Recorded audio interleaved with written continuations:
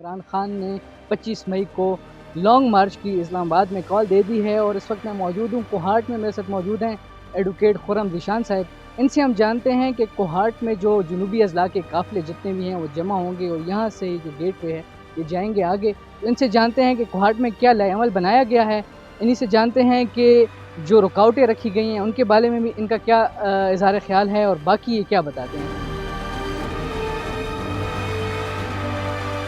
لائحہ عمل تو کچھ اسٹریٹجیز ایسی ہیں جو لوگوں کے سامنے ہیں۔ کوہاٹ آپ نے بالکل کہا صحیح کہ گیٹ وے ہے۔ کوہاٹ پہ دو جگہ سے قافلے آئیں گے، ایک تو کوہاٹ ڈویژن کا جو اورگزئی، کرم ایجنسی، ہنگو، کرک اور کوہاٹ ڈسٹرکٹ، یہاں کے لوگ ایک قافلہ یہ ہوگا جس کی قیادت کریں گے شہریار افریدی۔ پھر آپ کے جو ساؤتھ کے ڈسٹرکٹس ہیں جس میں ڈی خان، ٹانک، بنو، لکی، وہاں کے جو لوگ ہیں وہ ایک قافلے کی صورت میں آئیں گے، اس کی قیادت کریں گے علی امین گنڈاپور سے۔ لوگوں سے اپیل ہے، ماشاءاللہ لوگوں میں اتنا جذبہ ہے اور حقیقت میں میں خود کو خوش قسمت سمجھتا ہوں کہ ایک لوگ وہ تھے جنہوں نے پاکستان بنایا تھا اور ایک کی آج کی جنریشن ہے جو اس پاکستان کو حقیقی آزادی دلا رہے ہیں۔ 75 سال سے ہم اس آس پہ ہیں، اس آسرے پہ ہیں، اس امید پہ ہیں اور اس دھوکے میں ہیں کہ ہم آزاد ہیں، جبکہ ہم آزاد نہیں ہیں۔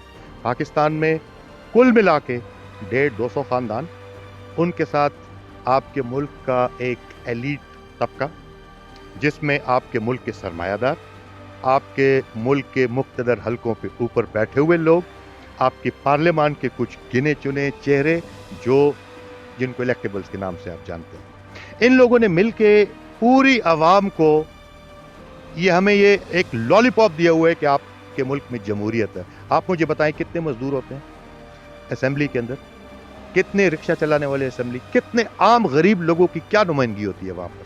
تو یہ حقیقی آزادی کا مارچ ہے انشاءاللہ۔ یہ ہم اس کو یہ سیاسی تحریک نہیں ہے اور یہ پاکستان تحریک انصاف کی بھی ایک تحریک نہیں ہے، یہ پاکستان کی تحریک ہے۔ اور ہم نے کوہاٹ کے جلسے میں دیکھا ہے یہاں پر تحریک انصاف کے ورکر سے زیادہ عام لوگوں نے شرکت کی ہے۔ جو کل رات کو پنجاب میں ہوا ہے، جو ہماری بہنوں کے ساتھ جو لوگوں کے گھروں میں گھس کر لوگوں نے خواتین کی بے حرمتی کی ہے، اس چیز نے آج اس جذبے کو غصے میں تبدیل کر دیا ہے۔ ہم پرامن لوگ ہیں، خان کے کہنے پر آپ کو یاد ہوگا پورے ملک میں لوگ نکلے، لاکھوں کی تعداد میں لوگ نکلے، ہر شہر میں لوگ نکلے، کہیں ایک گملہ بھی نہیں ٹوٹا۔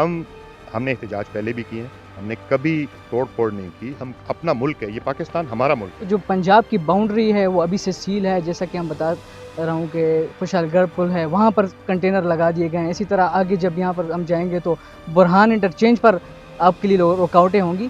ان سے نپٹنے کے لیے کارکنان کو کیا آپ کوئی ہدایات بھی دی گئی ہیں یا نہیں دی گئی؟ بالکل ہدایات دی گئی ہیں۔ کیا ہدایات دی گئی ہیں وہ کچھ میں آپ کو بتا سکتا ہوں، کچھ میں آپ کو نہیں بتا سکتا ہوں، لیکن اس سے پہلے میں آپ کو ایک بات کہنا چاہوں گا۔ ہم مسلمان ہیں الحمدللہ، لا الہ الا اللہ، ہم کلمہ پڑھنے والے لوگ ہیں۔ یہ رکاوٹیں، یہ کنٹینرز، یہ بلاکیجز، یہ جذبوں کو، ایمان کو ان کے رستے میں کبھی بھی حائل نہیں ہو سکتے۔ جب عوام سمندر کی طرح نکلے گی تو ان چیزوں کو تنکوں کی طرح بہا کر لے کر جائے گی انشاءاللہ۔ دوسری بات، پریکٹیکل سٹیپس کیا کیے ہوئے ہم نے، ہمارے پاس ایک ایک چیز کا توڑ ہے، ہمارے پاس ایک ایک مشینری ہر جگہ پہ، ہر قافلے کے ساتھ ہم ویل ایکوپڈ آ رہے ہیں۔ ہم کسی لڑائی کے لیے نہیں آ رہے ہیں، ہم احتجاج کرنے آ رہے ہیں، پرامن احتجاج۔